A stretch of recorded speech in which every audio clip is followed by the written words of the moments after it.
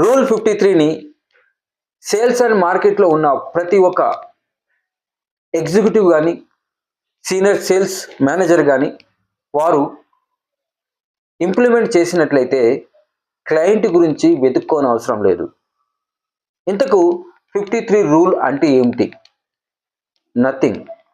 మీరు ప్రతిరోజు 5 ఫోన్ నెంబర్లు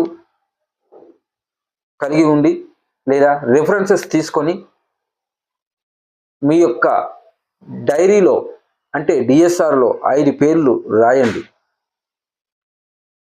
తర్వాత డైలీ 3 చొప్పున నీ యొక్క సేల్స్ ప్రజెంటేషన్ ఇచ్చినట్లయితే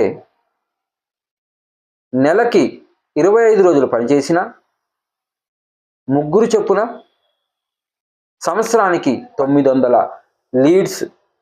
వీటిలో